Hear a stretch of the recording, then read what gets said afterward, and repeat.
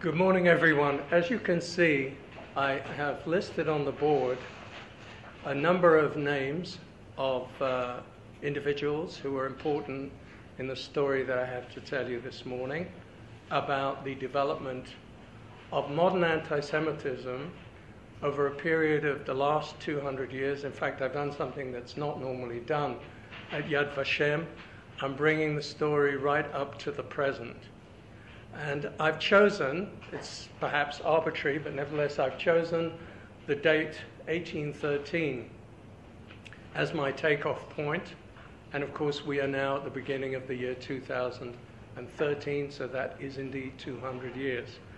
The reason I took the year 1813, apart from it being convenient as an anniversary year, is that the first person whom I want to present to you today as one of the founding fathers of what I would call cultural anti-Semitism, Richard Wagner, was born in 1813, so there'll be a lot of celebrations,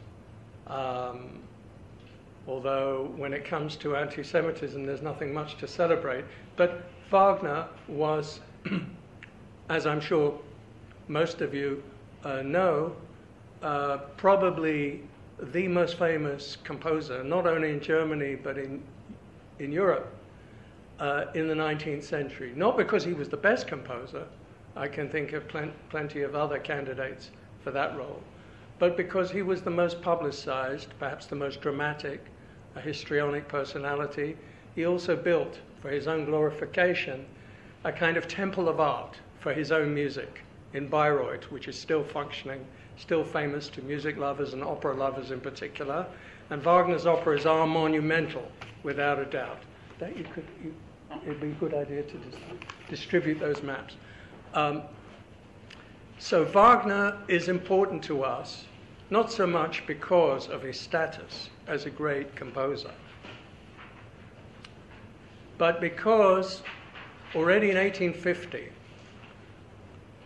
under a pseudonym, he wrote a work, a pamphlet, an extensive pamphlet, about 35 pages in the original, called Das Judentum in der Musik, Jewry in music. Das Judentum in German is a word that has several meanings.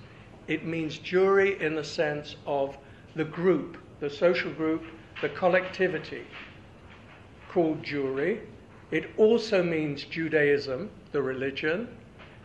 It also has an ethnic connotation, and it has a secondary meaning, which you can find in the Oxford English Dictionary, but in all European languages.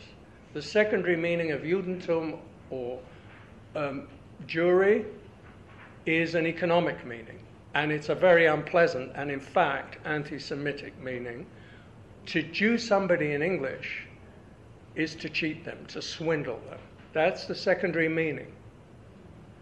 And Jewry and its association with money lending, something that goes back to the Middle Ages, to the Christian Middle Ages, when it was, at least in theory, forbidden to Christians to lend money with interest, was permitted to Jews deliberately because it was considered to be something low, something base, although necessary, very much necessary in any kind of economy.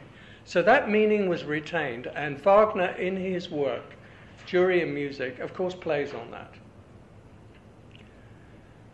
I've also written alongside his name that of Karl Marx, the founder of communism, co-founder of communism, probably the most influential thinker of the 19th century in terms of the ramifications and consequences in the 20th century with the establishment of communism as a ruling ideology in many countries. Marx, 6 years before Wagner's pamphlet, Wagner's anti-Semitic rant, we could say, although it's quite sophisticated in parts, published an essay when he was only 26 called Zur Judenfrage in German, on the Jewish question.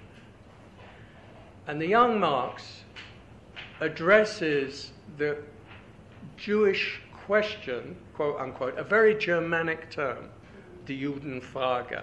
Only in Germany in such an early period did this become a standard way of describing, as it were, the problem of the Jews. Where there's a problem, you look for a solution. Of course, we know what the ultimate solution turned out to be in Europe during the Second World War. And there are already prefigurations of that, at least at a metaphorical, sometimes philosophical level, as early as the mid-19th century. So Marx equates Jewry with mammon, with money, with both petty trade and with capitalist activity, although he doesn't use the word capitalism in 1844, partly because he hasn't developed a fully fledged theory of capitalism, and partly because of the Prussian censorship under which he was still living at that time. And both Marx and Wagner, in their different ways, coming from a different starting point, are essentially saying that in the modern world, it is not the Jews that need to be emancipated, and I'll come back to that question in a second. It is the non-Jewish world, in this context, the Christian European world, which needs to be emancipated from the Jews. Now, what is this question of Jewish emancipation? In the 1840s, in the German states, in Central Europe, Jews did not enjoy equality before the law, many civic rights. They didn't have full freedom of movement. They were restricted and suffered many disabilities. In other words, they were not equal citizens in any of the Germanic states or in the Austro-Hungarian Empire. Of course not in Russia. That was very, very far from being the case. That didn't happen until the February Revolution of 1917 in Russia. The only countries where Jews were emancipated at that time, in the 1840s, were France, which led the European continent already during the Great French Revolution, 1789. Within a year, 2 years, the Jews of France were fully emancipated. That was the exception rather than the rule. In Britain, by the way, it was not until 1858 that we can speak about emancipation after a long debate and all kinds of strange goings on, which I won't go into now. Germany was not unified. It actually consisted of 37 separate states.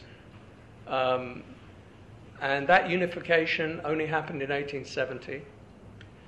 And it was when that happened that full-scale Jewish emancipation occurred, only with German unity in 1870. So when Wagner is writing in 1850, there's no emancipation, but there's a debate going on in individual German states whether or not the Jews should be granted full civic equality. And in that debate, by and large, people of a liberal persuasion were in favor, but the conservatives, the authoritarian, it was particularly in Prussia, a Christian, Germanic, authoritarian, patriarchal state, they were adamantly opposed. Wagner in 1850 is a disenchanted revolutionary. He had participated on the barricades in the 1848-49 German Revolution that failed. It was a liberal democratic revolution that was put down. And in 1850, he was rather disenchanted. He was exiled from Germany. He didn't return until the 1860s. He lived in Switzerland.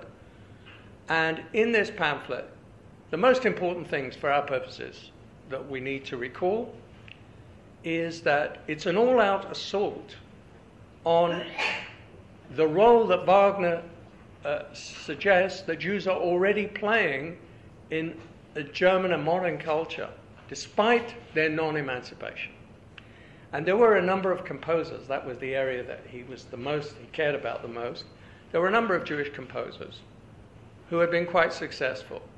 The most successful, and the one that Wagner personally hated the most, despite the fact he had befriended and helped Wagner, was a man called Giacomo Meyerbeer, who was a big box office success with his operas in Paris couldn't have succeeded in Germany. But in Paris, everything was open. So Meyerbeer had a great success. Wagner, as a young man, comes to Paris. Nobody's interested in him. Meyerbeer is almost the only one that helps him financially and in other ways. And this is the way that Wagner repays that assistance. He never mentions Meyerbeer, but it's clear that he's his main target. What he says is that Jews can never be, not only are not, but can never be authentic creators of art. Not in music and not in any other field. And the reason for that is because Wagner proclaims, and this is something that becomes very common in Germany through the 19th century, he proclaims that the Jews are rootless, that they don't have roots in the folk.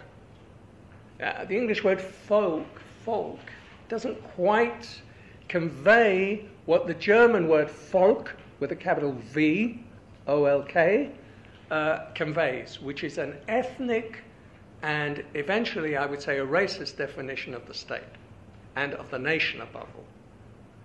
The folk concept, which Wagner has already embraced in 1850 and uses to justify the non-emancipation of the Jews, this concept is organic. It basically presents the nation as an organic community linked to a given land, a given soil, a culture which has a continuity over 1,000 years or more. And only those who are ethnically German can be defined as members of the German folk. And Jews are not ethnically German. And so it's a rejection of the whole concept that, for instance, of citizenship as it exists in the French Revolution or as it exists in the Anglo-American world. By the way, I forgot to mention, because we're talking about Europe, that in the United States, Jews never had to go through the whole process of emancipation because they were immigrants like everyone else and they enjoyed the same rights by and large in all the 13 colonies before the United States was created. So that is one of the major differences between America and Europe. There wasn't all that baggage that is medieval, feudal, discriminatory, etc. So Wagner has this organic folk concept. The Jews are not part of that. He defines them as alien. A very good example of the way he does that is when he discusses another leading composer who was Jewish born and was from the famous family of Moses Mendelssohn, the 18th century philosopher in Germany, Felix Mendelssohn Bartholdy, who music lovers will know as one of the most important composers of the early 19th century, who was a convert. He had converted to Protestantism, and Wagner doesn't treat him as a Christian. Mendelssohn regarded himself as a Christian, but Wagner treats him, and he mentions him by name, always as a Jewish composer. And he says even Mendelssohn, who he obviously recognizes his talent, he says even Mendelssohn can never express what Wagner calls authentic, passionate, artistic experience, because he denies this a priori to Jews. By the way, Marx never does something like that. Marx is only interested in a materialist analysis of the Jews, which is a kind of grotesque caricature, even though Marx himself was born a Jew, but had been baptized at the age of 6 by his parents. Marx's approach is strictly materialist. He's not interested in culture. But Wagner is. The other thing which I want to mention, 2 points about Wagner before we leave him. First, in the conclusion of this pamphlet, after Wagner has explained why the Jews are culturally sterile, he then comes to the conclusion, or at least he offers a kind of admittedly rather amorphous sort of conclusion, in which he says the only solution to this Jewish question is, and he uses the word Untergang. Untergehen in German means to go under. Untergehen. Untergang has a double meaning: decline or decay, or again, a kind of disappearance. Untergang is going to lead to self-dissolution, downfall. Downfall is probably the best literal translation. He said the only answer to the Jewish question is that the Jews basically have to dissolve themselves. And he invokes a metaphor widely used in the Christian Middle Ages. Ahasver, the legend of the wandering Jew. That goes back to the story of the Jesus on his last stations of the cross, and allegedly a Jew who refused to give him water, right? Called Ahasver in the legend, and for this sin or crime or whatever, the Jews are doomed to be wanderers forever. There's a theological basis to all that. I won't go into it. You probably heard it already before me. Augustinian theology and everything that was built up around the notion of exile and wandering as a punishment for the Jews having refused to recognize the Messiah, having refused to recognize Christ, and so on. But this legend of Ahasver, which Wagner invokes at the end of his pamphlet, with all its associations of punishment for this capital crime of the Jews as a Deicide people and a people that refuse to recognize the Messiah, what he's saying is, if the Jews basically annihilate their own essence and they sort of dissolve themselves, then maybe that will be a solution. But it's hanging there in the air. He just says Untergang is the last word. Not a very pleasant word, to put it mildly. And of course, that brings me to the last thing I want to say about Wagner, obviously a very foreshortened way, that there is clearly a strong connection between Wagner and Hitler. When I get on to Hitler, I'll go into that slightly more. But although Wagner dies in 1883, same year as Marx, curiously enough, and Hitler is only born 6 years later, so they never met. Nevertheless, there are many statements on the record where Hitler says anyone who wants to understand National Socialism has to know Wagner, or that the basis of his own, the only religion Hitler has is the religion of Wagner's music, or that those historians, though I think, and I include myself, who have seen some aspects of the whole National Socialist liturgy and orchestration of the masses in the Third Reich as having a curious resemblance to a Wagnerian opera. This mise en scène, as the French say, in the Third Reich has Wagnerian overtones. And another aspect of Wagner that you definitely feel quite strongly, not only in National Socialism but in German culture in general before 1945, is this fascination with the twilight of the gods, the Götterdämmerung, which is a big theme in Wagner's music. Everything is always pointing to this twilight of the gods, and that's something that I think very much fascinated Hitler, and it cast a sort of evil spell, I would say, in a way, over much of the rhetoric that also you find in politics, in German politics, this apocalyptic mood that's particularly strong after the First World War and during the years of the Weimar Republic, and is carried through into the Third Reich. The second name on my list, I've divided this basically between the European and the Muslim world.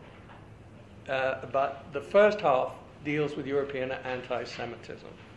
And the second name on the list is the one Frenchman I've included, not because anti-Semitism in France was insignificant. It was really quite important and very much a part of the cultural and political life of France.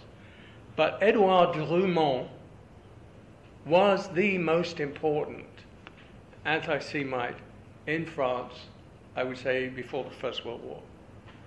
And he really came out of nowhere. He was a journalist, a rather mediocre journalist. Nobody paid much attention to him until suddenly in 1886, at the age of 42, he publishes a best-selling work called La France Juive, Jewish France. It's a 2-volume work. The 2 volumes add up to about 1,200 pages. I know because I actually read it. I must be one of the very few people in the world that's read it in the last 50 years. And I read it in the Bibliothèque Nationale in Paris. And the first thing I noticed about the copy that I received was that they had not yet opened the pages, so nobody had read it before me. And I had to do that. And that's amazing, because in its day, as I said, it was a bestseller. A book of that length. I mean, I wrote a book on anti-Semitism, which is 1,200 pages, and I can assure you it's not a bestseller. I mean, it did get some very good reviews, but that's something else. And Drummond, he succeeded out of the blue. Not only a bestseller, probably the most successful single work in the 19th century in France, in terms of the number of copies, the number of editions. Until the year 1900, for instance, it went through something like 40 editions. And of course, he built on that success, producing a work a year, all of them anti-Semitic works, with very apocalyptic titles, like La Dernière Bataille, The Last Struggle, or Last Battle, La Fin du Monde, The End of a World, all these kind of titles which reflected his view of the world, the modern world. What's it coming to? It's leading to chaos, to decadence, total decadence, disaster, and the Jews are behind it all. Drummond had a saying which sums up, in my view, his entire work.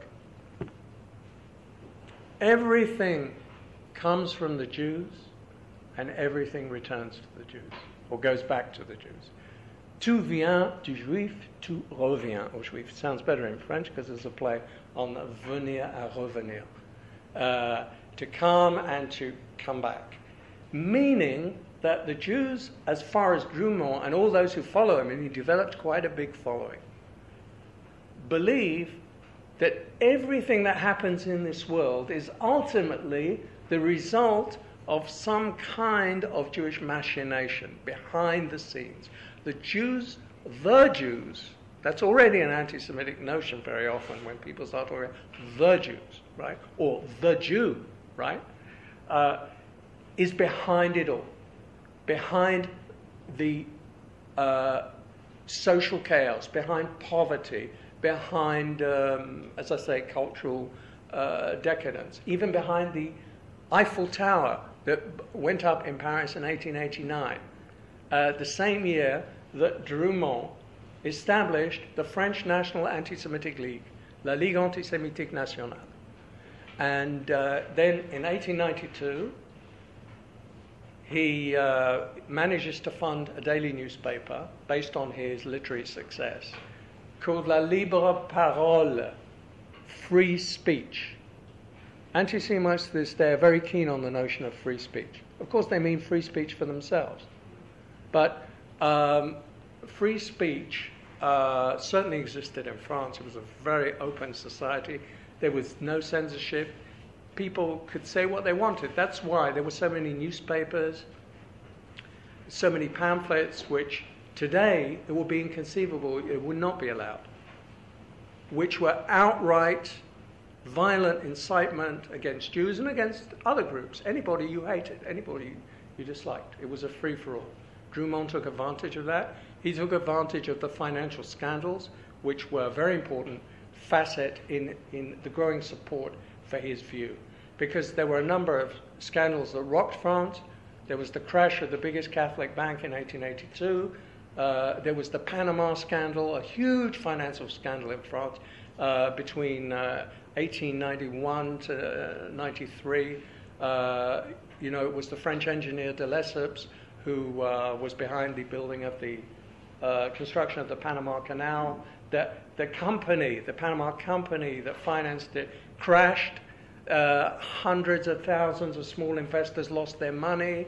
And what Drummond did with this scandal, which also involved corrupt politicians, as well as bankers and people who lied to the public, who didn't tell them the true state of affairs, he picked out two Jewish financiers, both of them German Jewish, so they weren't fully French, presented them, these cosmopolitan Jewish bankers, have been behind the whole Panama scandal, which of course was complete rubbish. But the fact was that these two people had a role, but there were hundreds of other people who were involved. So the anti-Semitic technique, which has always been the same, is to take a number of people who have Jewish names. Sometimes they don't even have to have Jewish names. They just need to be branded as Jews.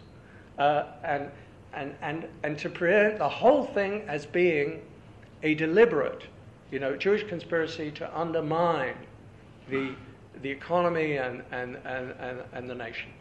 In Drummond's anti-Semitism, you have three elements which come together for the first time, and that's maybe his originality. As I say, he was a rather mediocre thinker, a kind of third-rate sociologist, a wonderful raconteur of gossip. Part of the success of La France Juive was that it's full of gossip. And it's gossip that relates to Jews in particular, but involves all of French society, including high society, the lower, the plebeian classes that Drummond also tried to appeal to. So in this world that Drummond constructs, the Jews are the sort of evil genius. Wagner said the same thing, by the way, in Germany. It's not that Drummond never dismissed the Jews, but nevertheless, what you have is a fusion of Catholicism, of racism, and a kind of populist socialism. I would just say a few brief things about these three elements. Catholicism, I don't think there's much need for me to explain, because you've heard about the historic roots of that in European society. The Catholic anti-Judaism in the 19th century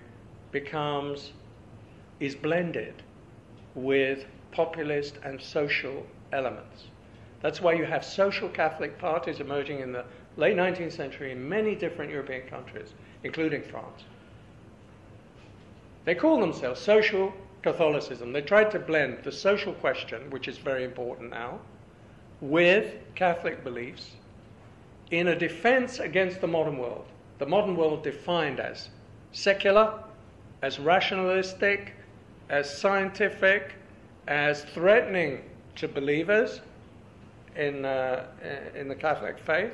And they see very often the role of Jews and also Freemasons and sometimes Protestants behind this as a conspiracy.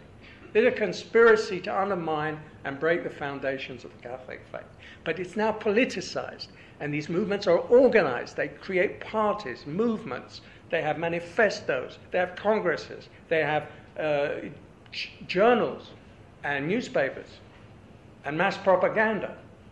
And that's the difference. Late 19th century, the theology has become politicized.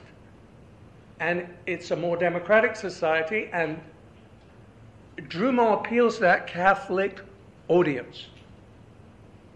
And France was a far more Catholic society in the late 19th century than it is today, where most of Catholicism is, give or take a few exceptions, like the current, demonstrations over the question of, the status of gay marriage and so on. Apart from that, basically it's not a Catholic society in anything like the sense it was then. The other element, the nationalism, is basically the result of the French defeat of 1870 and the emergence of a unified Germany. Prussia defeated France in 1870. It was a national humiliation. France lost its two great eastern provinces, Alsace and Lorraine. And that humiliation exacerbated French nationalism. And as elsewhere in Europe, that often had an anti-Semitic component. The Jews perceived now as the enemies within, who are linked to the enemies without. So the Jews are often linked to the Germans as the main sort of enemy without, or to the English because of the colonial rivalry between France and Great Britain. And that's what the Dreyfus affair really comes from. And Drumont had a heavy responsibility in that, because he led a campaign of incitement for years before Dreyfus was arrested, falsely accused of having sold military secrets to the Germans. Drumont, 2 years before that, in his newspaper, La Libre Parole, had invented a whole story exactly like what happened with Dreyfus.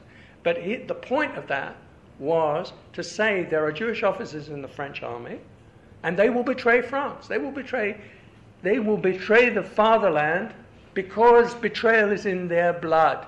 They are Judases, to use the Christian imagery that had developed over centuries.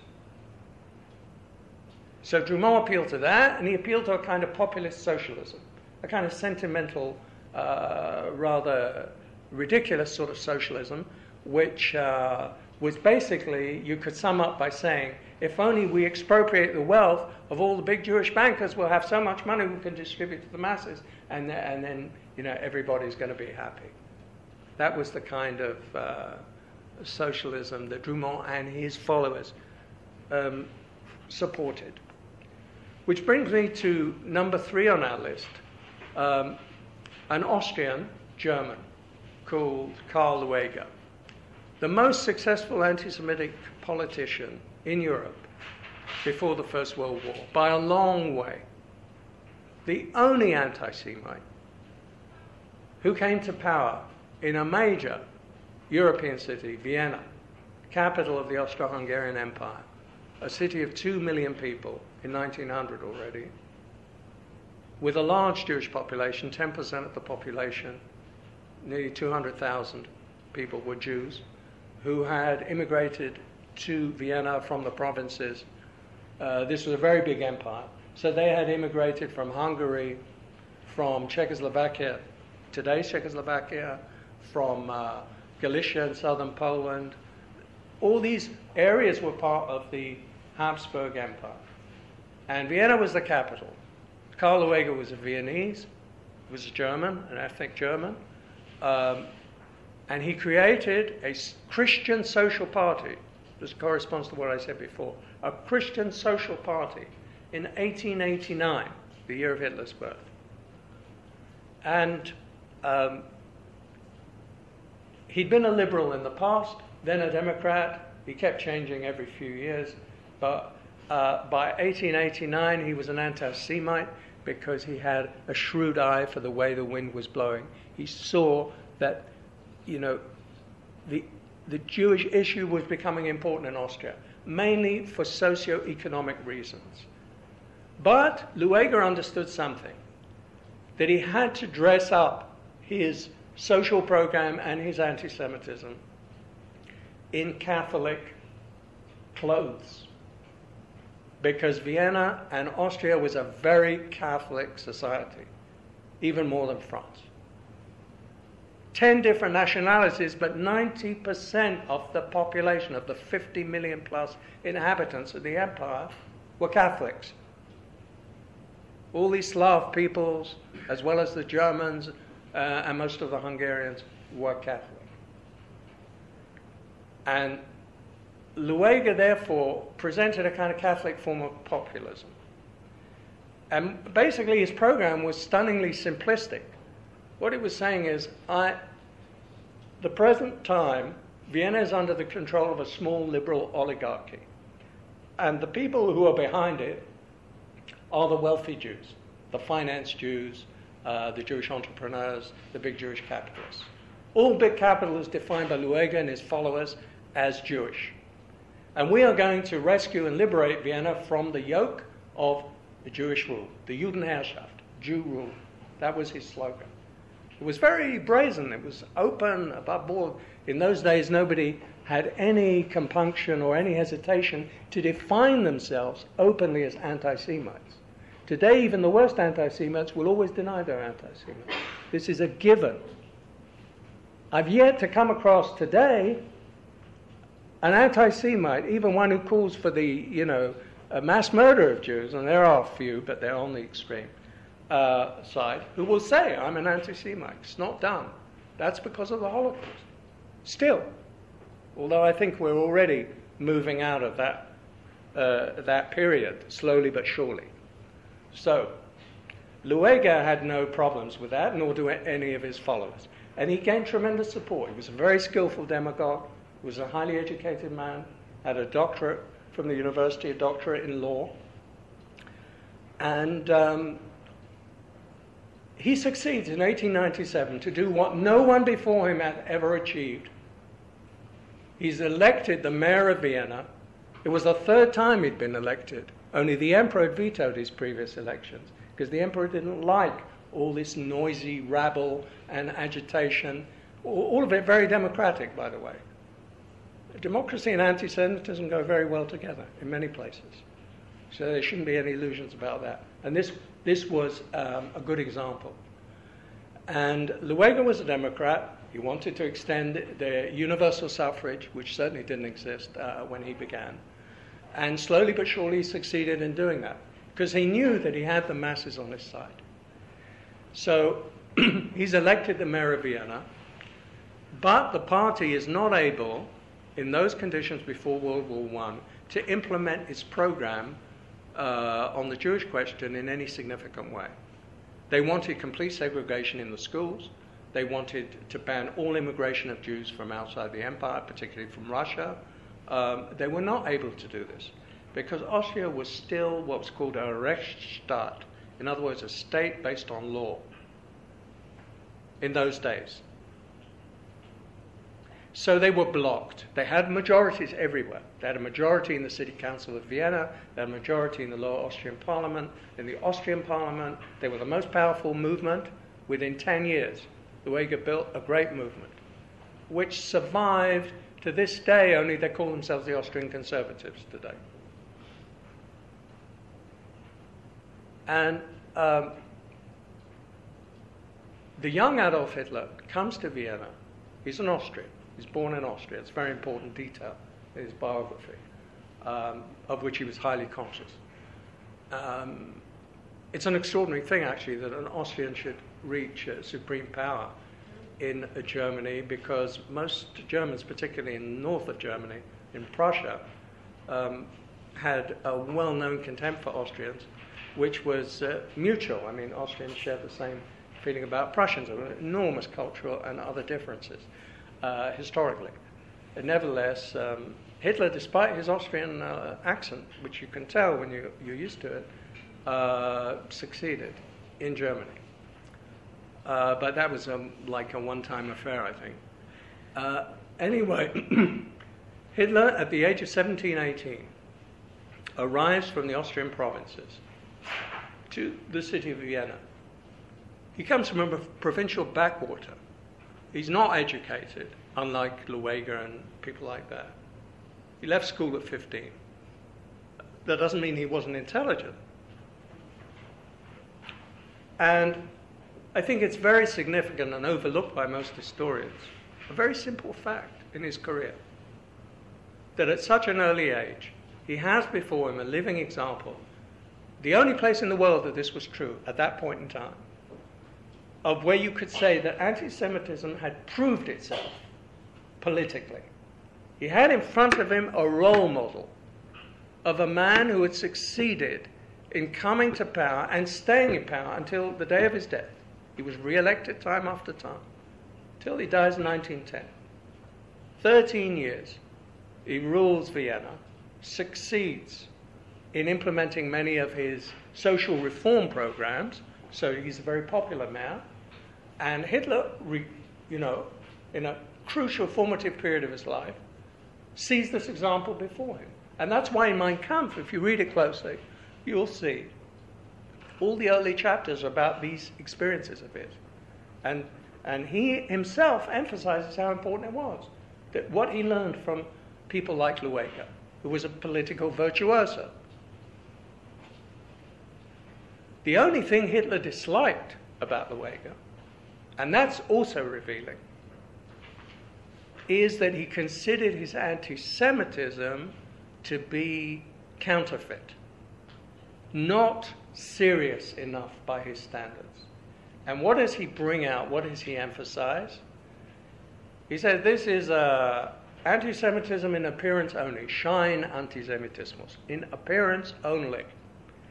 Because any Jew who wants to sort of escape from the restrictions that this party would like to impose, all he has to do is produce a baptismal certificate. And this was a cardinal point in Hitler's ideology and subsequently in National Socialism, that baptism would not make any difference. A Jew is a Jew is a Jew, whether he's a Catholic, a Protestant, whatever he says. Can be the most assimilated Jew in the world, can speak German perfectly, could even produce ancestors that had lived for 500 years on German soil. It doesn't matter. But for Lueger, it still mattered because it was a different time and a different attitude. And Catholicism claims, at least, and there's some basis to the claim, to be a universalist religion, which does not regard the ethnic or racial background of its believers as being important. So even though Lueger was an anti-Semite, from time to time he drew a line. For instance, in his party, there were baptized Jews in high positions. The deputy mayor of Vienna in Lueger's time was a Jew who was the son of a rabbi who converted to Catholicism. This would have been impossible in Hitler's worldview and in National Socialist Germany. That's a big difference. In Nazi Germany, to be born a Jew was a death sentence, eventually. But that was not the case. Absolutely not the case before the First World War. Friedrich Nietzsche, I would say, because I don't have much time, I will be very brief. Friedrich Nietzsche was, to my way of thinking, one of the 2 or 3 most important German philosophers of the 19th century. A great mind. One, unfortunately, that became unhinged in 1889, so that he spent the rest of his life in and out of asylums and so on. But Nietzsche, I've put in there simply because he's an exception which illustrates a rule that I'm trying to suggest now. He's the only German philosopher of any significance that I know of, from the late 18th century until the mid-20th century, who was not an anti-Semite. That's a big statement. But I think it can be backed up. If any of you want to pursue that particular question further, I can recommend a book that was written some 20-odd years ago by Paul Lawrence Rose about revolutionary anti-Semitism in Germany. He shows that all the philosophers, including the great rationalists of the late 18th century like Immanuel Kant, including Fichte, Hegel, Schopenhauer, and right through to Heidegger in the 20th century, they were all, to a greater or lesser degree, anti-Semitic. Nietzsche was not. He's the exception, but he's the Philo-Semite with a mix of anti-Semitism. There is some anti-Semitism there, but it's blended with Philo-Semitism. And I want to just draw out the anti-Semitic part, having said Nietzsche is different, and that Nietzsche despised and was full of contempt for German anti-Semitism. He loathed it. And it was one of the reasons he loathed Germany. He couldn't stand it anymore, and that's why he was sort of wandering around different countries, Switzerland, Italy, and so on, and admired French culture much more than German culture. But nevertheless, there's a component in Nietzsche's thought which carries through into Nazism. And that's the one I want to single out for a moment. That element is Nietzsche's attitude to Christianity. And here we have to just take cognizance of something. There is undoubtedly a very strong continuity between Christian and modern secular anti-Semitism. There's no doubt about it. And many people have written about it, including myself. Having said that, there is also, particularly in Germany, from the 1870s onwards, there is an opposite trend, which I would define as anti-Christian anti-Semitism. An anti-Semitism that attacks Christianity head on. And one of the main arguments of that kind of anti-Christian anti-Semitism is the argument that Christianity itself is irremediably tainted with Judaism. That the kind of original sin, if you'll forgive the expression, of Christianity is that it not only stems from Judaism, it is Judaized. That is what Nietzsche himself believes. And why does he believe that? Despite, his, perceptiveness about many other things.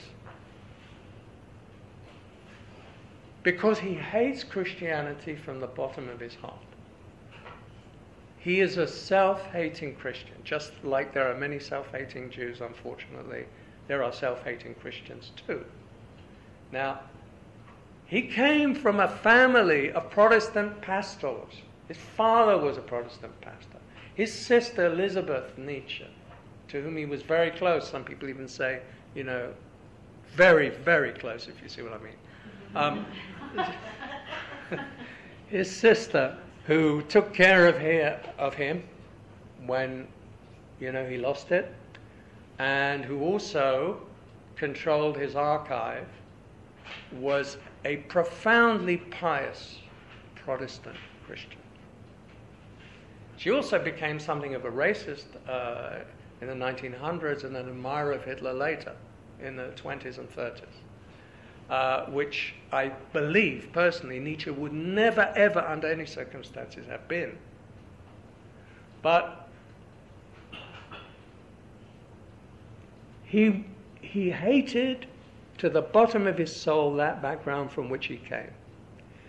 And in his violent polemics against Christianity, Nietzsche always introduces the Jewish question.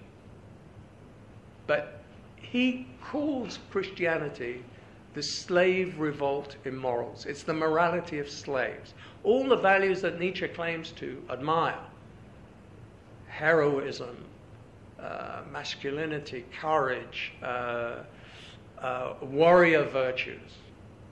It's all very ironic because he was a very peace-loving and kind of the exact opposite of the kind of world he constructed. Never mind. That was his philosophy. That's the antithesis of Christianity. Christianity preaches humility, pity, charity, good works, mercy. You don't build a warrior nation. That was Nietzsche's point. And there were many like him in Germany who thought that, and in some other places too. You don't build a warrior nation out of that. So it had to be got rid of. And that meant going to the root, and the root was Jewish. So here you have the paradox of Nietzsche. He admired the Jews, particularly the Old Testament, the biblical Jews. When he compared the Old and the New Testament, he said the Old Testament is about great, grandiose. And the New Testament, he said, I have to put on gloves to read it. Because he felt it was so... It made him want to vomit. Right? So this was the Nietzschean view. Some of that went into National Socialism without a question. But it was covered up. Because it was covered up for obvious reasons in the 1920s and 30s. Particularly in the rise to power of the Nazi movement. They could not possibly hope to win over millions of Germans to their cause if they conducted a frontal assault on the Christian religion, which still had millions of believers in Germany. Whether Protestant, they were still the majority, or Catholic, a very large minority, 30 to 40%. So there was no way you could actually tell the truth of what the Nazi leadership believed, whether we're talking about Hitler or Himmler or Goebbels. All three of them, by the way, those three were Catholics. Hitler, Himmler, and Goebbels. And Martin Bormann, who was the closest to Hitler during the war years, his secretary, who was a fanatic anti-Christian.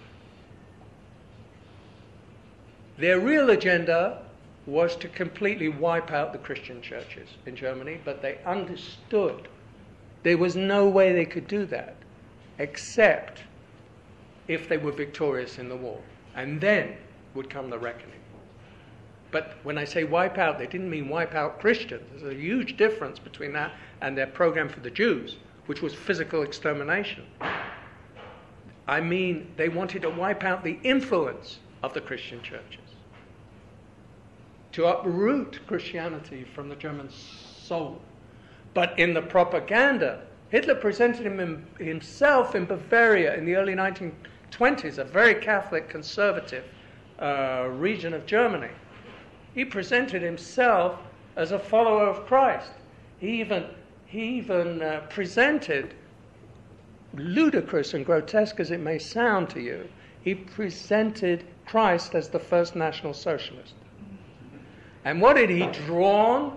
Passages like in the New Testament, there is a famous scene where Jesus enters the temple, the Jewish temple in Jerusalem, and he expels, that's the way it's described, the moneylenders. So that was a perfect motif for a demagogue like Hitler to say, I am a true follower of Jesus who led a populist revolt against the Jewish moneylenders in ancient Palestine. See, that's political manipulation. Taking into account the sensitivities of a very Catholic electorate to whom he was speaking. But that was all facade.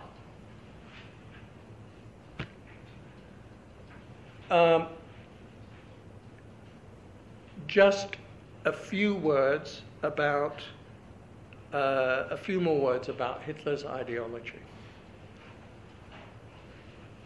Obviously,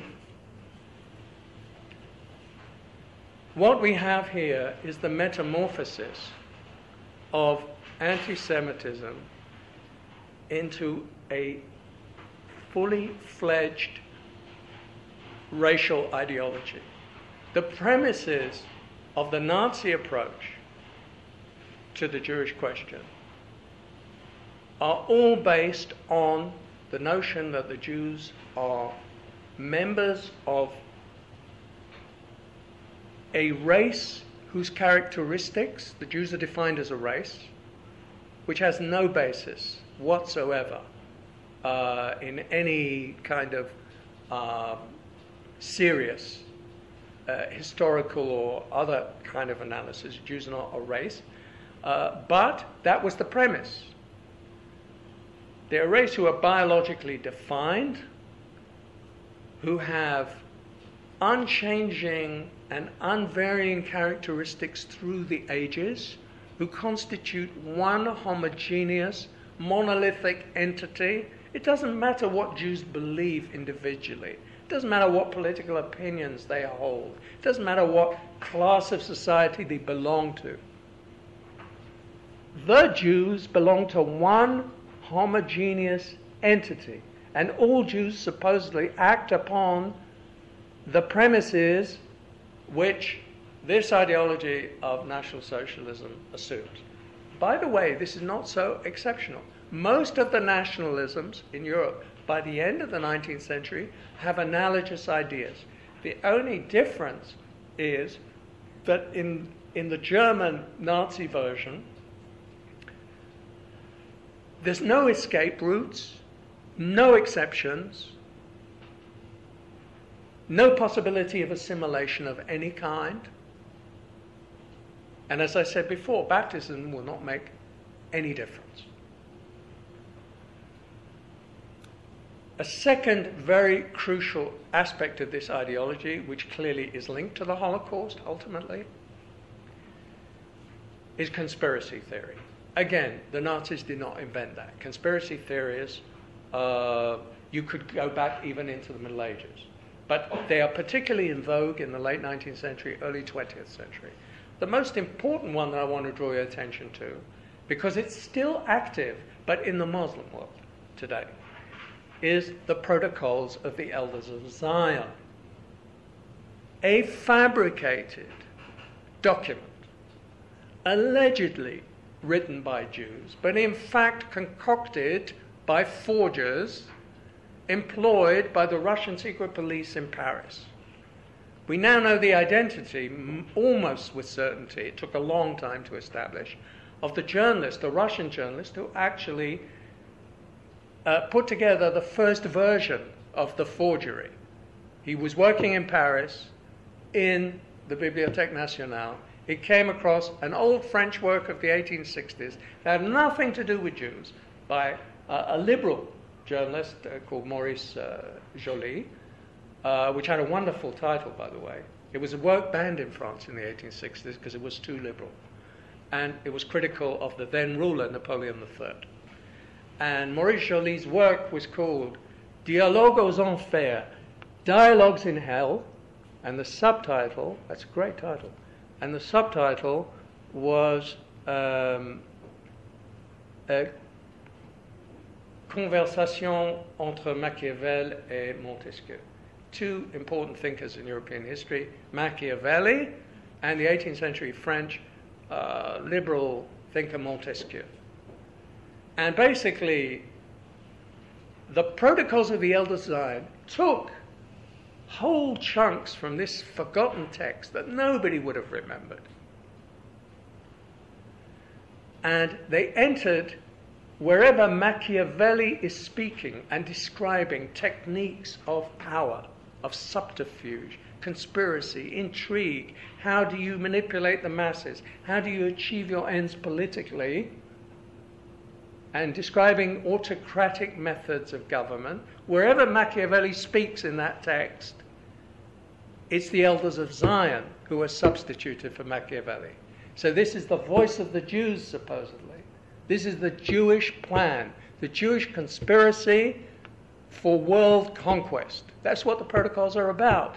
It's a document supposedly written by Jews outlining their secret plan for world conquest. There are 25 protocols listed. It's the plan. How do we go from X to Y? And it comes out of a Russian context because Russia, which is the autocratic, wholly Tsarist Russia of that period, which has the largest Jewish population in the world, by the way, 5 million plus, and which not only discriminates massively against Jews who have no rights, basically in Russia, except for a very small, very tiny group of wealthy Jews that the state not only tolerates but permits to act in order to help the modernization in some areas of the Russian economy. The mass of Jews are confined in a pale of settlement. They are without rights, but they are feared by the regime. It's a kind of catch-22. The regime persecutes them relentlessly. And at the same time, those Jews who join radical movements, since they have no interest, obviously, in, they have nothing to expect. And more as Russia's radicalized, you find a prominent role of Jews in radical and revolutionary movements.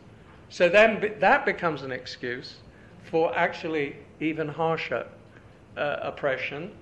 And the protocols were partly designed to bring to the attention of the Tsar of Russia the idea that the Jews are behind all the revolutionary subversion that's going on. And it was a weapon against the possible liberalization of the Russian Empire, because there were also some people who were interested in liberalizing it. And so this Jewish plan for world conquest, which would begin with Russia, that was the plan.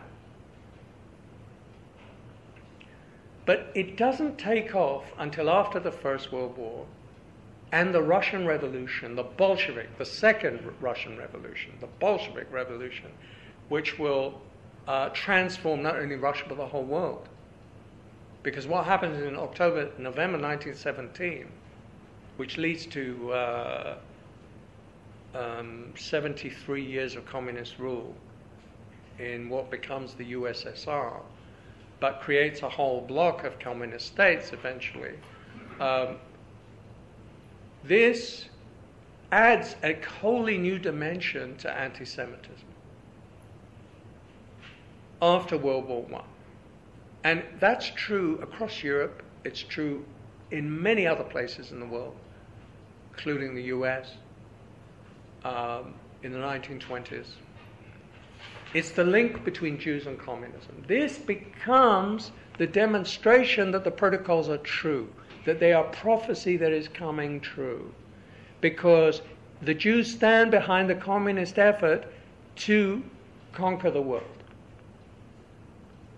World communism, which is about a universal proletarian revolution, behind that, supposedly, are Jewish agitators. And there are many people, not all of them extremists by any means, who buy into this.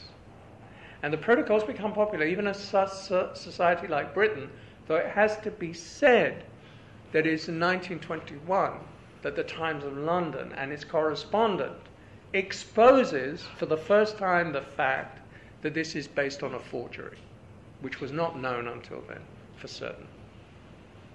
So that, in a way, puts paid to the impact of the protocols in Britain, but not in Europe and not elsewhere. In the United States, it's Henry Ford, the great automobile manufacturer, who finances the propagation of the protocols across the United States through the 1920s. So this brings me now, the protocols are a good entry into the second half of this this talk, because today the protocols are by and large discredited across the Western world. There are fringe groups who believe in it, just as there are Holocaust deniers, and there's a link between Holocaust denial and the protocols in terms of conspiracy theory, and the all-powerful Jews. But it is in the Muslim world that the protocols are not only bestsellers, there are 60 different Arabic editions of the protocols, different translations. It's been a bestseller in a whole series of Arab states and required reading and considered authoritative. An authoritative Jewish document, a Zionist document. Here a word needs to be said about this terminology. Because note, this document has the word Zion in it. The Protocols of the Elders of Zion. And that's 1903. When it was the first edition was published. 1905 is the first text that we now know in Russia. The Elders of Zion. Now, in 1897, the founder of modern political Zionism, Theodor Herzl, establishes the first Zionist Congress in Basel, Switzerland. 1897.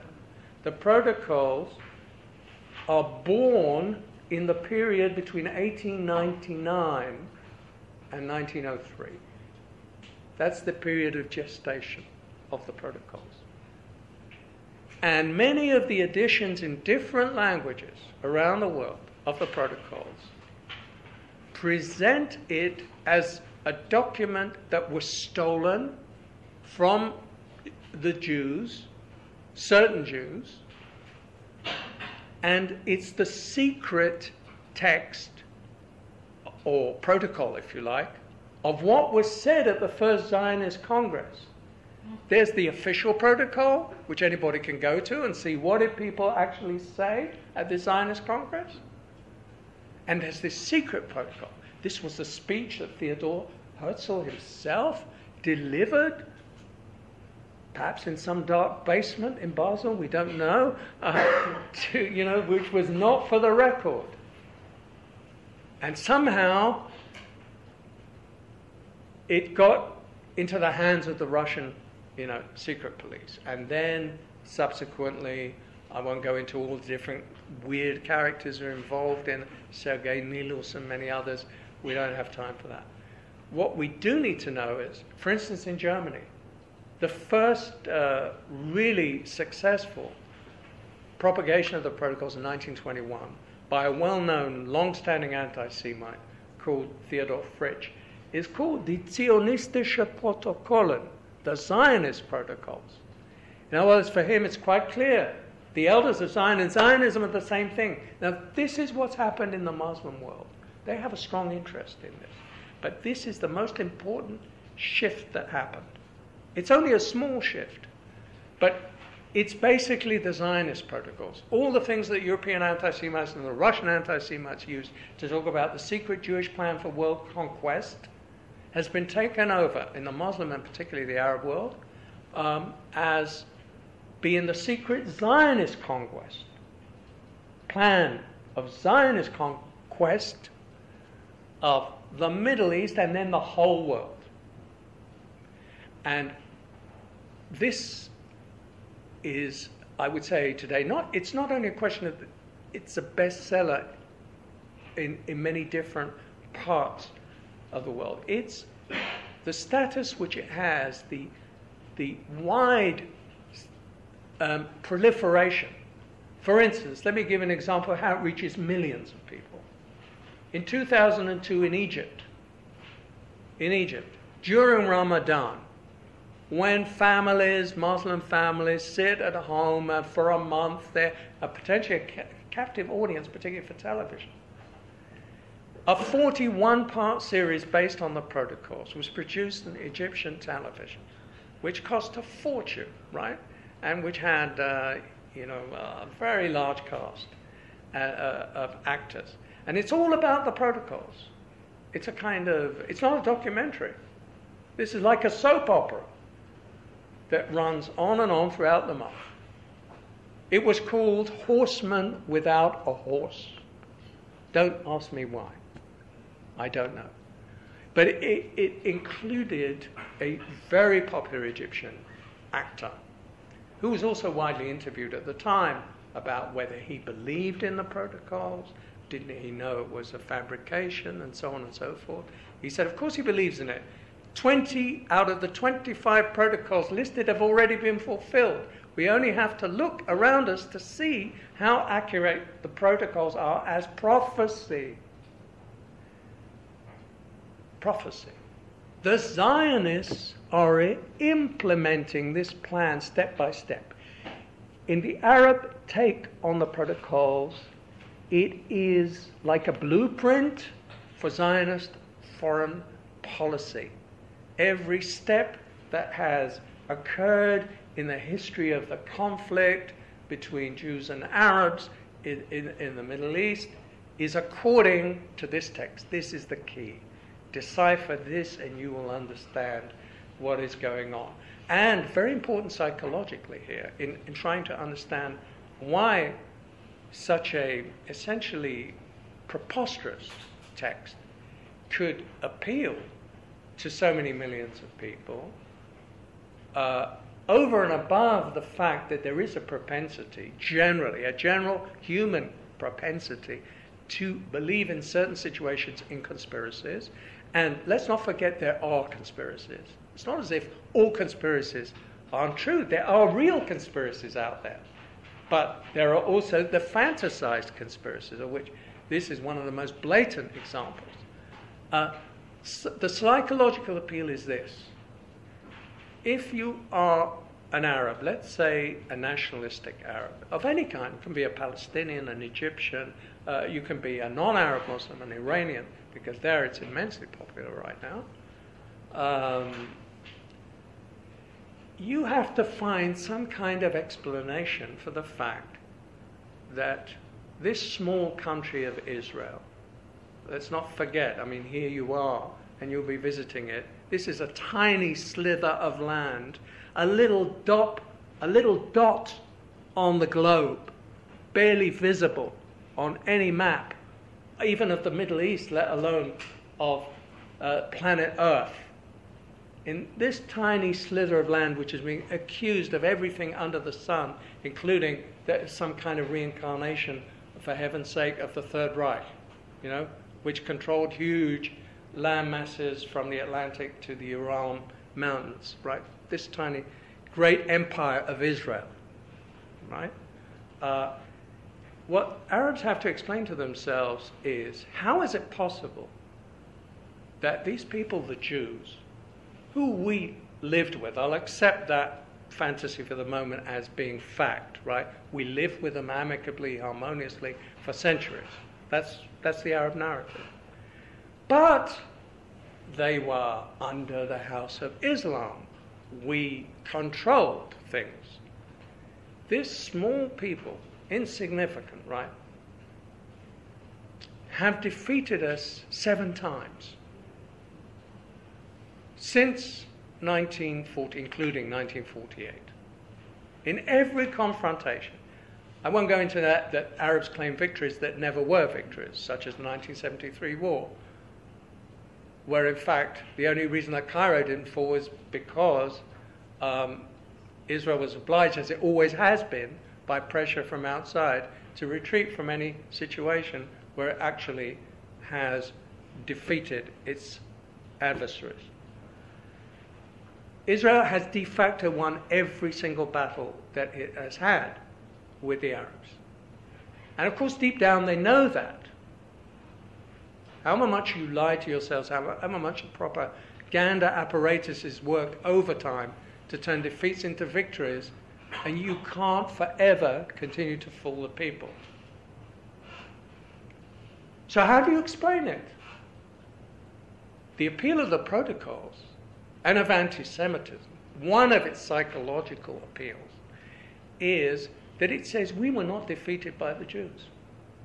We were defeated by vast and occult and hidden forces, because the Jews control the world economy, because they control the world media, because they control the United States, because they control the West, or in the days of the communist empire, because they control the communist world, right?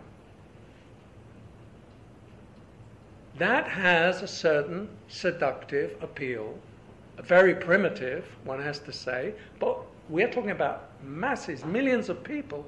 Let's look at the facts. People who are illiterate. Even today, the levels of illiteracy are staggering. A country like Egypt probably running to 35%. So this does have an appeal. And it works. I would consider, that's my own personal view, the most anti-Semitic country in the world today is Egypt. An interesting indicator of that is the agency in Washington, D.C. called the Pews Agency. You might want to look it up. P-E-W-S. From time to time, they do very, very serious surveys using large samples of opinion on a whole range of issues in different countries around the world. Very recently, or a couple of years ago, right, they did a survey of Middle Eastern countries to gauge what the attitudes to Jews were. Not Israel, Jews. And what they discovered, and it didn't surprise me in any way, is in Egypt, 98% of the population, according to the survey, the sampled survey, were hostile to Jews. 1% had a favorable view. Mind you, the results for many other countries, including Jordan, was considered it's questionable, but considered to be moderate. Say maybe its ruler, the ruling family is, but not attitudes, public attitudes, was 95%. Turkey, which has become more and more Islamic, over the last decade, it's running close to 90%. And that's despite the fact that Israel and Turkey were strategic allies until that whole relationship has begun to collapse, has collapsed, in fact, in the last few years. I'm not talking about Iran, because personally I think that the Iranian population is probably less anti-Semitic than most of the Arab world. But they have no say whatsoever. And the leadership engages in state-sponsored anti-Semitism of a scale that we haven't seen probably since the days of Nazi Germany. And we're talking about state-sponsored, that means all of the media, that means the universities, the intellectuals, it means propaganda, the cinema, and so on. Out and out anti-Semitism, but covered up, because the Zionists have taken place of the Jews, but all the attributes that anti-Semites projected on Jews through the ages are now projected onto Israel and the Zionists. Satanic, that's the first and most defining characteristic. Any presentation of Israel and Zionism in, say, the Iranian media, but it's true of much of the Arab media, and the Palestinian media, is satanic. Satan. Satan doesn't play such a big role in Islam as it does in Christianity. It plays almost no role, by the way, in Judaism. The word comes from a Hebrew word, Satan. Satan just means adversary. If you read carefully the Bible, the Hebrew Bible, the word comes rarely, here and there, and it just means adversary. There's no metaphysical or cosmic evil whatsoever. Christianity turned it into a core concept, and Islam has taken it over. Much more than Christians today would believe themselves. So that don't believe anyone who tells you, including experts on Islam, that there's no theological element to Islamic anti-Semitism. Even Bernard Lewis, who is a considerable authority on it, I think got that completely wrong. That's what he said. It's not true.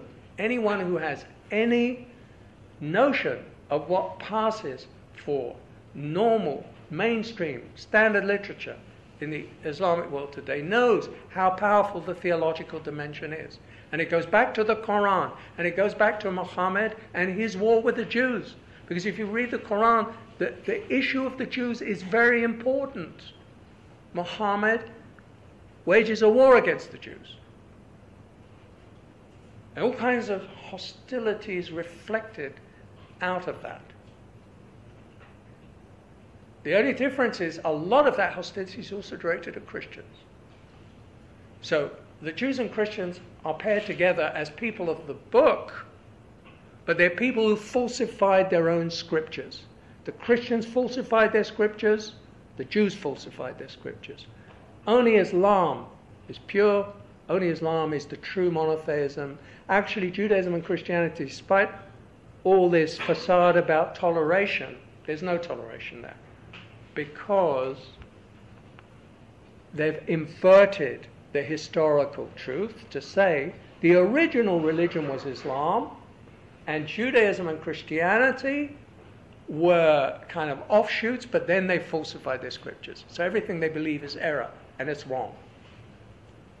And the Jews are bad in most of the texts in the Quran. And what's more important is that the interpretations that are given today, particularly the fundamentalist interpretations, which are dominant, because the fundamentalists are dominant now throughout the Middle East.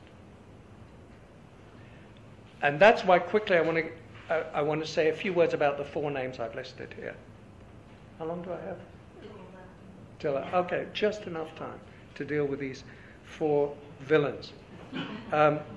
Okay, actually 5, according to my reckoning here.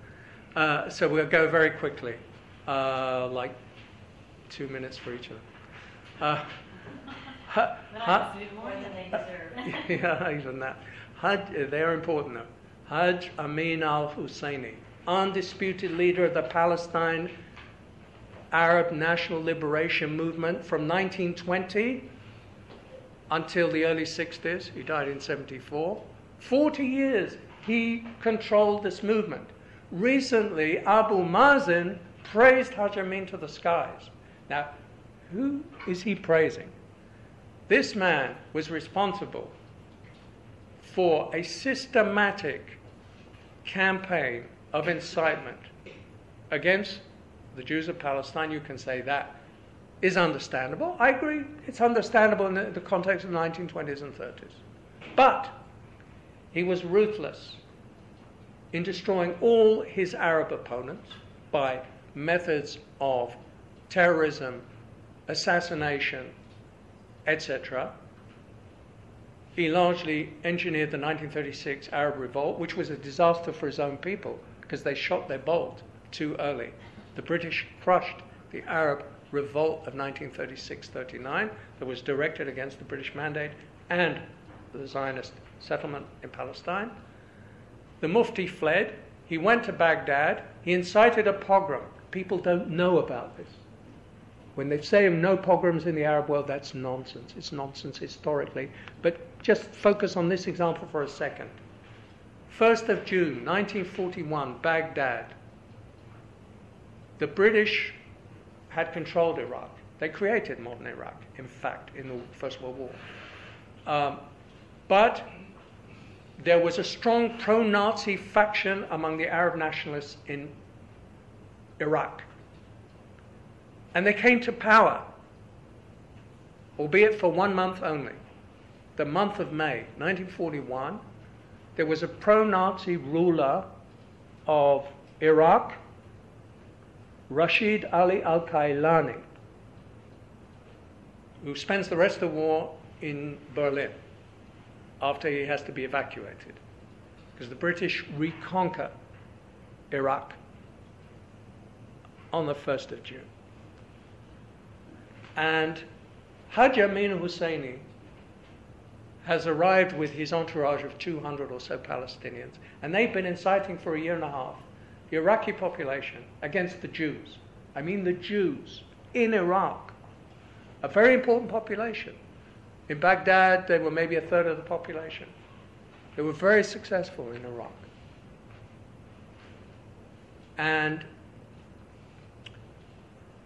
then, as the British Army is on the outskirts of Baghdad and does not intervene, there is a massive pogrom that takes place during 2 days.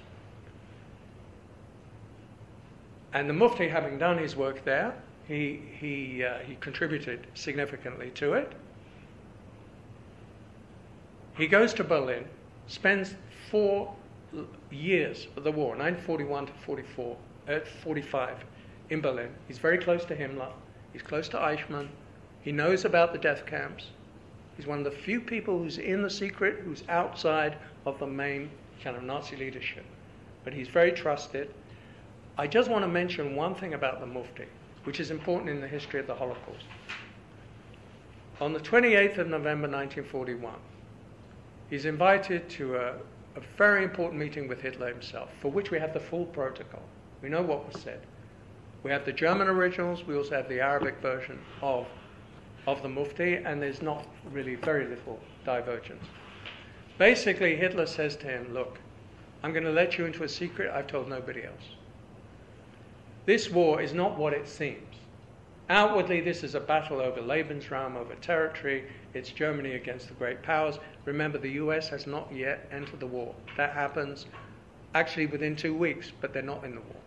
So that's why Hitler singles out the Soviet Union, which he himself had invaded in June 1941, and the British Empire. These are the 2 great adversaries. But he says that's the facade. The real story of this war, this is what he tells the Mufti of Jerusalem. The real story of this war is it's a battle for world supremacy between the Germans and the Jews. And it's the Jews who stand behind the communist empire in the East. It's the Jews who control the city of London. And of course later he'll say the Jews behind Roosevelt and Wall Street, etc., etc. And that was the main Nazi propaganda line, but he believes it. And he tells the Mufti, this is our goal. We are determined to crush, the Judeo-communist empire in the East. He talks about the elimination of European Jewry, but, and that's what's interesting, he then talks about the Middle East, because that's what the Mufti's come to talk to him about, the Middle East. The Mufti wants to be the fully recognized Führer of the future new order in the Middle East, the Arab Empire, which is an Islamic empire, because he considers himself very much an Islamist.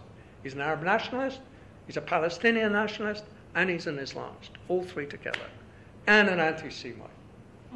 An anti-Semite of genocidal dimensions. And he fully and totally identifies with Hitler. And then he says, what about the Jewish National Home? That was its title then. The Jewish National Home under the British Mandate of Palestine. And Hitler says, when our troops finish their work, and they will start in the USSR, they will start marching down from the Caucasus through Iran into Iraq, and then we will meet with Rommel's Africa Corps in Palestine. We will destroy the Jewish National Home, and then your hour of liberation will come. The Mufti was a little disappointed because he wanted some more immediate action, right? But they were completely attuned on this issue. The Jewish question figures very centrally in the protocol of this discussion. The Mufti did everything in his power to block the immigration of any Jews from Europe, where they were being slaughtered, right, day by day, any Jewish children, so on, when there were satellite governments like Romania, Bulgaria, and so on, who wanted to send some Jewish children to Palestine. It was the Mufti who blocked it. We have all his correspondence. We put great pressure to avoid that. Then we come to Sayyid Qutb. Just a few words about this man, the most important thinker of the Muslim Brotherhood. He was executed by Gamal Abdel Nasser in 1966 because Nasser destroyed the Brotherhood after initially cooperating with them. Qutb spent most of his life in the 50s and 60s in prison.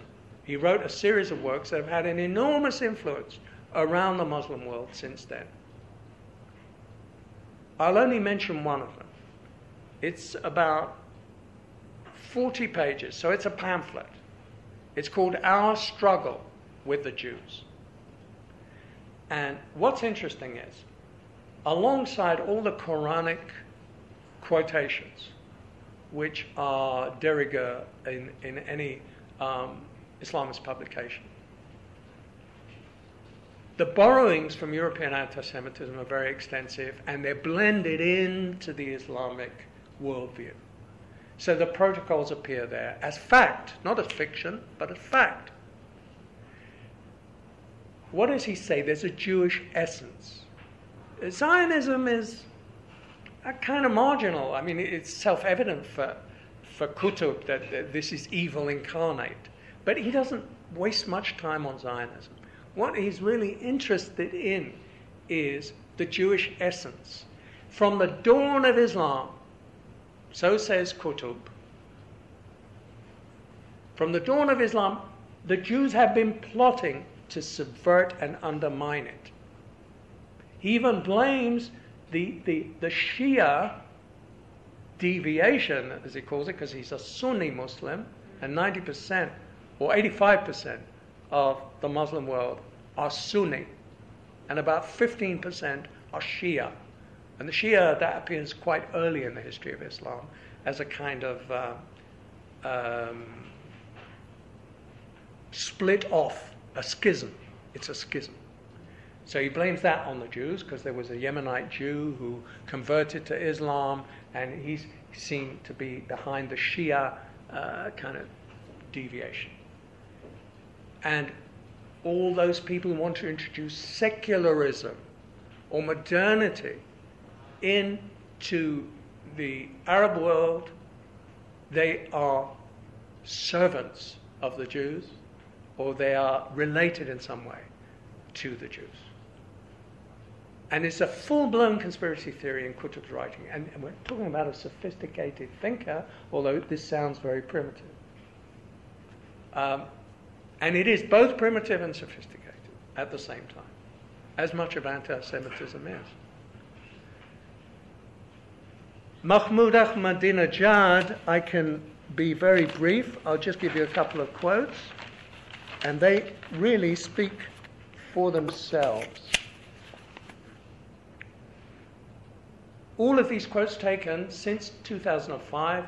Ahmadinejad has been president of Iran, of the Islamic Republic of Iran, from 2005 until the present. Now his term is coming to an end.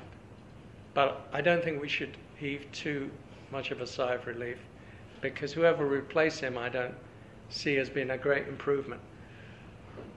They have invented a myth. This is the Jews, of course. They've invented a myth that the Jews were massacred, and they placed this above God, religion, and the prophets. He's referring to the Holocaust, the myth of the Jewish massacre. Obsessively, hundreds of times, I've traced, and others have traced, the frequency of these statements of President Ahmadinejad denying the Holocaust. This is the first time since the Shoah that the leader of a country, I mean the president, right, repeatedly, consistently, relentlessly denies the Holocaust. That's something quite different from, your David Irvings and your, Forissons and any number of, Holocaust deniers that we're familiar with. If you have burned the Jews, he asked at one press conference, this was in Germany, why don't you give a piece of Europe, the United States, Canada, or Alaska to Israel? Here's another one. The real Holocaust is what's happening in Palestine, where the Zionists avail themselves of the fairy tale of the Holocaust as blackmail and justification for killing children and women and making innocent people homeless. That's a much more common kind of statement than perhaps you might think, especially in the Middle East, but not only in the Middle East by any means. And another one, I don't want to, I could multiply these statements ad nauseam, but a last one. Israel is a rotten, dried tree that will be annihilated in one storm. Well, just think about the nuclearization of Iran. You can see what the one storm is hinting at. The supreme guide of Iran, who will stay in place after Ahmadinejad is gone, the Ayatollah Ali Khamenei, right? He's another enthusiast for Holocaust denial. Here's a really nice quote from him.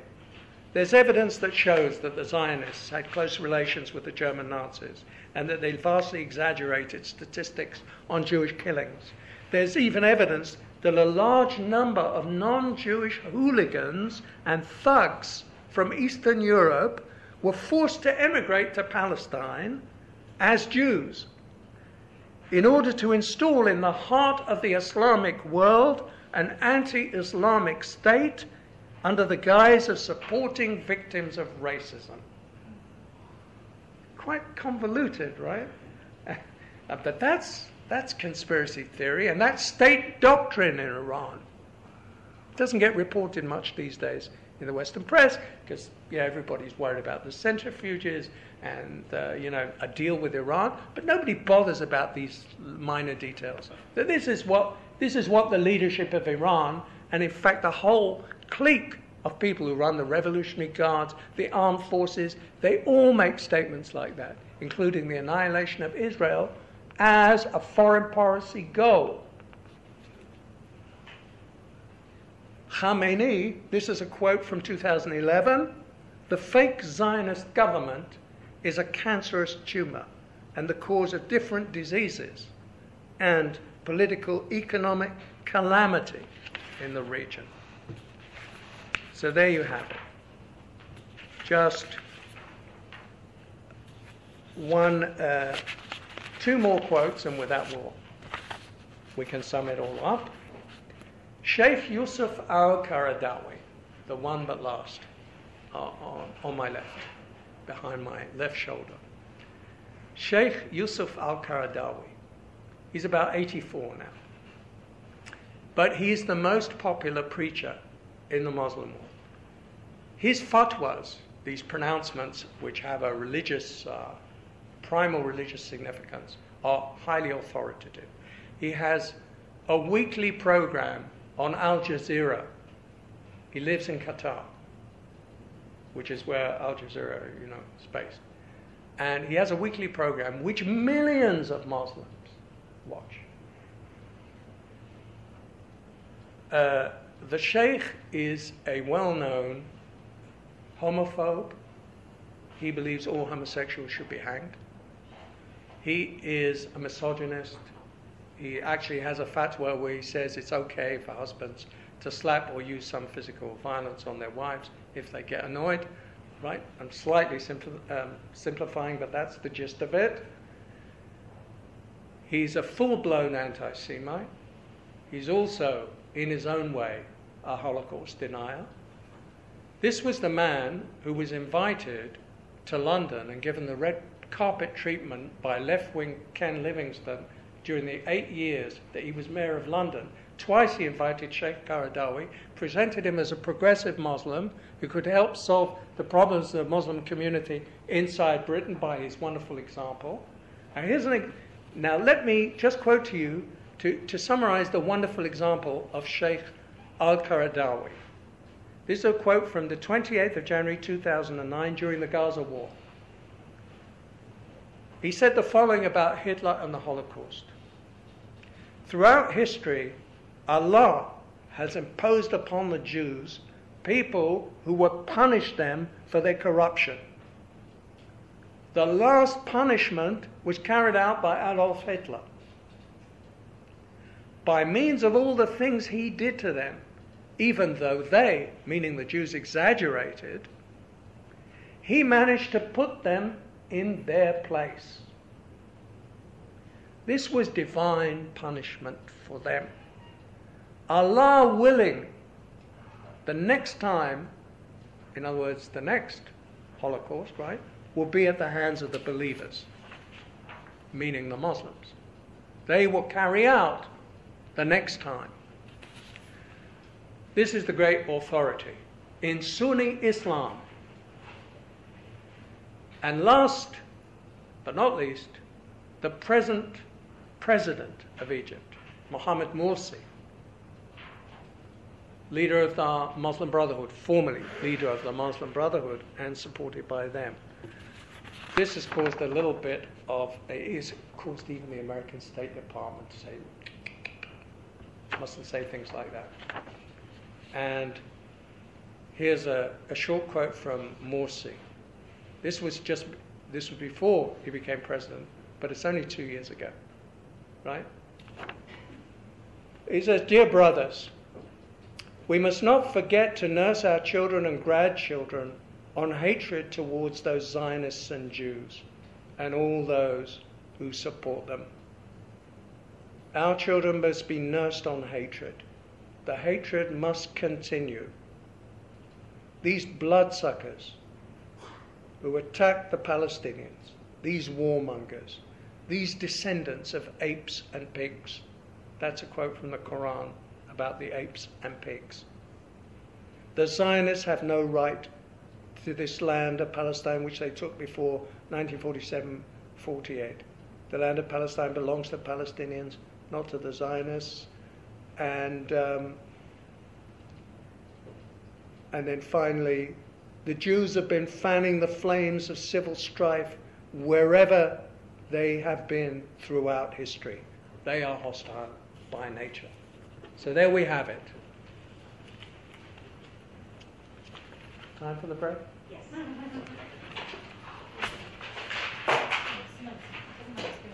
Robert, thank you. 15 minutes long enough? Sure. My watch says about 7 after. Let's be back at 20 after, and we'll begin again. Cake, coffee, etc. Can I?